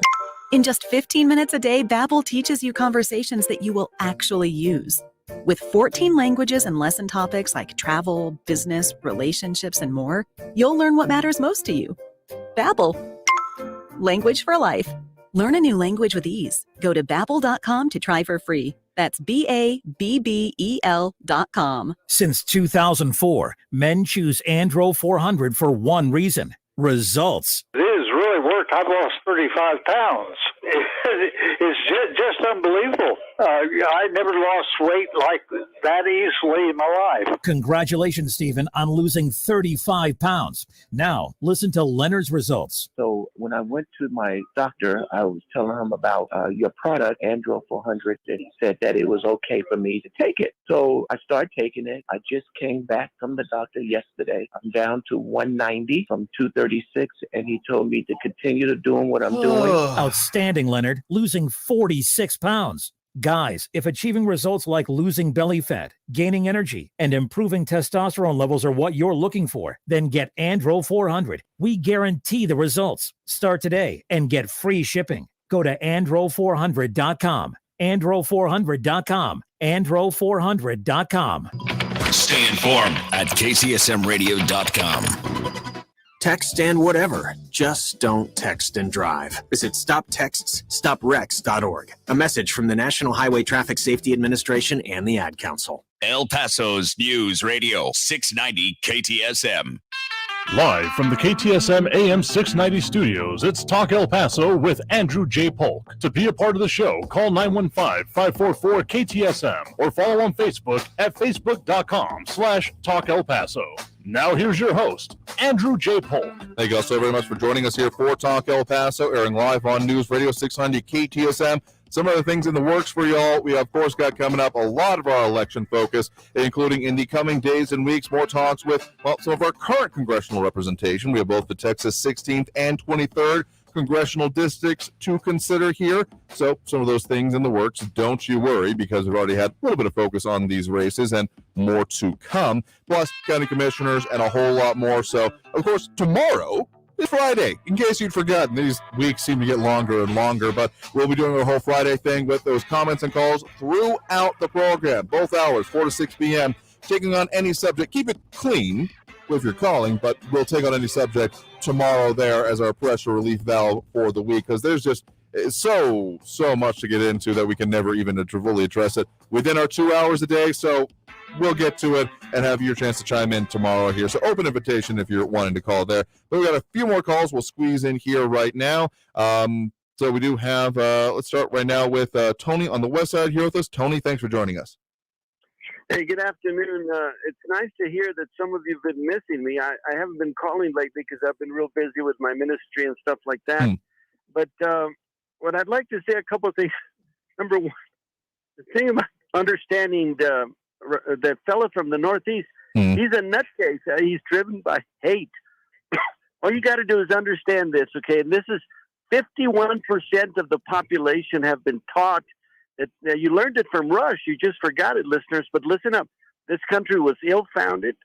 It was founded by slave owners, and they mistreated not only the slaves but other people. They mistreated the Native Americans. They violated the earth and ravaged the earth and exploited it and all that. So we're dealing with 51 or more % of the population that now wants to save the planet at any cost. I know I'm repeating myself, but if you don't understand your enemy, Barbara, you can run for office all you want, but if you don't understand what you're up against, even businesses now that we're green and we're save the planet, yada, yada, yada.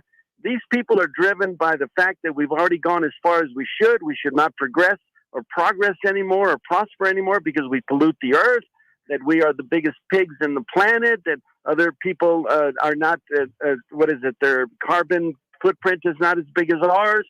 We don't have to have an RV and 2-car garage and 3 TVs and all that. So you're dealing with people who are really no longer wanting America first. They no longer want America to be number one. They don't want white Anglo-Saxon leaders because they're evil and yada, yada, yada. You see, you lose the argument. Once you convince the population, at least these 20-year-olds or whatever, 30-year-olds, that a strong white leader is a Nazi, then you've lost the argument. So please understand who your enemies are. And you're never, ever going to win, Barbara, unless you cut down the 3 idols. Show them how socialism leads to communism, which is evil. Show them how saving the planet at the expense of human lives is immoral. And then you show them how you cannot have economic justice through the government, because you put 30 people in the room for 30 days, give them all $100, and at the end of 30 days, 2 or 3 people will have all the money. That's just a natural fact of life when it comes to talent. So I just want to remind you guys, yes, we're fighting the battle. It's very difficult. And Mr. Peter Schwarzbein, I really, as a human being, I love you, guy, but as a politician, you are a liability to us. Please, somebody run against this guy. He's a liability. So is Oscar Leeser. All these people who go into office and make themselves rich and don't save us any money, they're really hurting us, but we're not smart enough to figure it out, El Paso. So please learn these lessons and vote for somebody who doesn't go in there to just take care of himself. And it's too bad that the only people that have money to run sometimes are the people who are going to abuse us. So anyway, I love you guys. Some of you have been asking about me. I'm available at... Anyway, my information will be gotten later. And God help us. We're in big trouble, guys. We're in big trouble, especially with Antifa and all that. God bless you all. That's the thing. Thank you for the point in the call there. I agree with you on certain points there about needing to focus on certain issues, but mostly I find myself agreeing with your last point about recognizing the humanity of opponents and then saying you disagree with them, because the whole concept and language that happens of enemy and, frankly, the language of war, I still find myself roundly rejecting, because if you're saying that, then that is basically saying it's a lost cause. There's no point. Let's pack it up. We had a good run. And I am never going to be along that line. I'm just going to flat out say it, because I do not think we are so far gone. I think there's a lot of people that have put a lot of time, effort, and money expect to reap such in turn from doing this kind of a movement, but I reject it. I don't think that even a vast majority of Americans are on board with that, and frankly, presented to them in such a way, they would be saying no.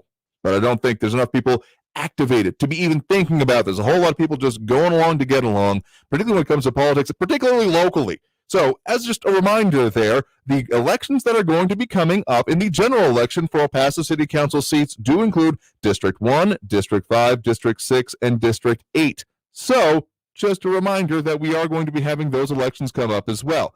So just a pertinent time to mention that. But otherwise, thank you for the point in the call. Otherwise, I think we got time for one more quick one here. We do have John on the east side here with us. John, thanks for joining us. All right, thanks for taking my call. You know, this guy from Northeast, I'm so glad he called in. And I'm so glad that he was saying what he's saying, because what he's really done is expose himself and expose the voice that he represents. And he started to backtrack there, saying, no, that's not what I said. In fact, he did say he would not hire anybody who voted for Donald Trump. Those were his words. And I think we all heard that. I think you heard that because you had a pretty strong reaction as well. Mm-hmm. And I think what we need to do, those who really care about things that are going on, you know, is get behind those candidates that are going to oppose such rhetoric.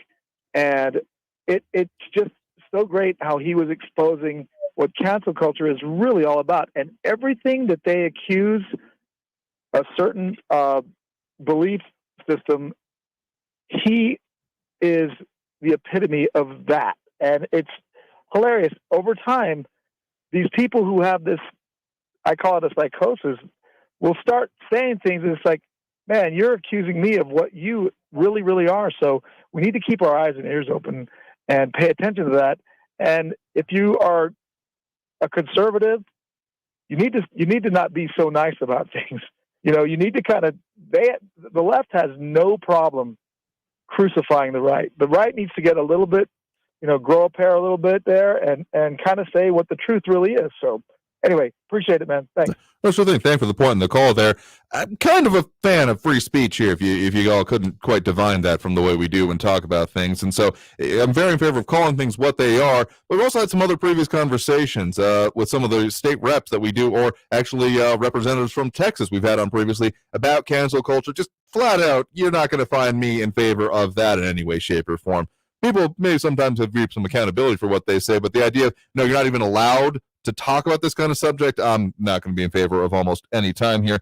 One last quick one we have on the line, that pound 250 system. We'll use this as kind of our kickoff for Friday here. So if you want to leave a message this way, pound 250, keyword Talk El Paso. This is to say, Frankie, you Texans out there should be ashamed of yourself for voting for such a wuss. And I'm talking about that senator of yours, Stud Crud, Stud Ted Crud, Cancun Crud. This guy falls faster than a grass hut in a Category 5 hurricane. You people should be ashamed of yourself, you Texans out there. All you think you're all so tough with your cowboy boots and your hats and riding Bronco Busters and stuff. Get a real senator instead of a girly little puss like he is. Anyway, pound 250, keyword Talk El Paso, but we'll have to leave it for there today. Want to leave those messages for us? We'll get to them tomorrow. Free for All Friday is up. That'll be tomorrow, 4 to 6 p.m. right here on News Radio 690 KTSM. Otherwise, I've been your host, Andrew J. Polk. Stay safe out there. Look twice for motorcycles when out on the road. And have a great evening, y'all. See you tomorrow.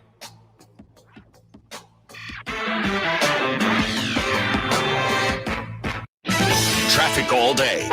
News Radio 690. This afternoon's earlier crash and rollover on America's Avenue southbound at Socorro Road is closed. All the lanes there, they're still closed. Avoid that backup and use North Loop Drive. Instead, got a crash on Paisano Drive off-ramp from the I-10 westbound. Police responding there. Sunland Park at Mesa Hills, an injury accident there. You could take Alameda or Wrestler as alternates. Carry it towards El Paso traffic. Louis Gohmert, what a wonderful guy. This is a man who's been a friend of mine from day one. I'm Louis Gohmert. As a congressman, I worked with President Trump to build the wall. Thank you, Louis. He's the only one that might be even tougher than us on the board. As a judge, I applied the law equally. No political favors. Louis Gohmert, the Texas conservative with Texas integrity. Ken Paxton's attacks on me are now revealing a real desperation. It doesn't bother me. As a judge, I've stared down even the most